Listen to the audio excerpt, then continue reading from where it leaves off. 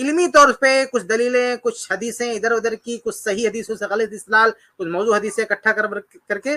اس نے سپورٹ کرنے کی کوشش کی۔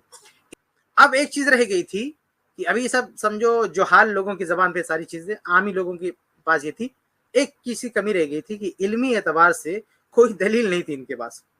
کوئی دلیل نہیں تھی علمی اعتبار سے۔ تو ایک شخص ابو الخطاب ابن دہیہ، وہ شخص کھڑا ہوا، یہ عالم اسلام کا پہلا عالم ہے اور بہت صلاحیتیں دی تھی اللہ تعالیٰ نے اس کو، محدث تھا، اس میں کوئی شک نہیں کہ یہ عالم شخص تھا، لیکن عالم ہونے کے ساتھ ساتھ یہ بدنصیب ایسا شخص تھا جو بادشاہوں کے ساتھ اٹھتا بیٹھتا تھا، ان کے من کے فتوے بنا کے دیتا تھا، گپیں بھی ہانکتا تھا۔ وہ کہتا تھا کہ اتنی ساری کتابیں مجھ کو یاد ہیں، اتنا لوگوں بعد ایک دفعہ ایک مجلس میں لوگوں نے امتحان لیا تو نہیں سنا پایا اس کو، پتہ چلا یہ تو جھوٹ بولتا ہے۔ تو عالم تھا، اس سے انکار نہیں ہے، لیکن اس کے ساتھ ساتھ وہ شخص جھوٹا بھی تھا۔ تو آپ کے سامنے اقوال نقل کر دوں کہ اس شخص کے بارے میں جس نے سب سے پہلے یہ کتاب لکھی،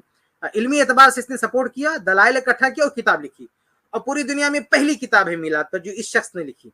پوری دنیا میں سب سے پہلی کتاب ہے جو ابو الخطاب ابن دہیہ نے لکھی، اس سے پہلے اس موضوع پر کوئی کتاب نہیں لکھی۔ تو اس نے علمی طور پہ کچھ دلیلیں، کچھ حدیثیں ادھر ادھر کی، کچھ صحیح حدیثوں سے غلط استدلال، کچھ موضوع حدیثیں اکٹھا کر کے اس نے سپورٹ کرنے کی کوشش کی۔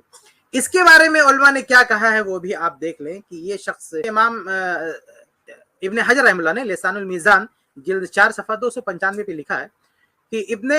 نجار فرماتے ہیں کہ رأیت الناس مجتمعین علی کذبہ ووضعہ، کہ میں نے دیکھا ہے کہ اہل علم یعنی لوگ متفق ہیں اس کے جھوٹا ہونے پر، وضاح ہونے پر، ودعائہ للسمع ما لم یسمعہ،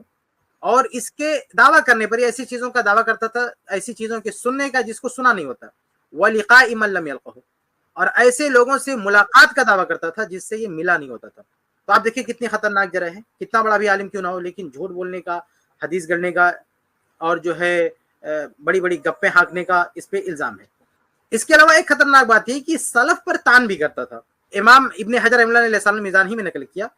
کہ کان کثیر الواقعۃ فی الائمۃ وفی السلف من العلماء، کہ سلف کے جو ائمہ تھے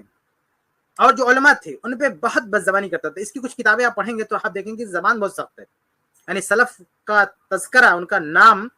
بہت ہی زہریلے الفاظ میں لیتا ہے یہ شخص۔ اور کیا ہے آگے لکھا ہے کہ خبیث اللسان، خبیث اللسان، یہ زبان کا خبیث تھا، اور احمق، اس سے پتہ چلتا ہے کہ اس کا بیک گراؤنڈ کیا تھا۔ اب اس کے بعد دھیرے دھیرے یہ چیز پورے عالم اسلام میں رائج ہوگی، اور اس کے بعد بہت سارے حمایتی مل گئے اس کو منانے والے، اس پہ کتابیں لکھنے والے، حتیٰ کہ بعد اچھے خاصے کچھ علماء بھی آپ کو مل جائیں گے جو اسی رو میں بہہ گئے، اس کی تائید کر گئے، اور آج تک یہ سلسلہ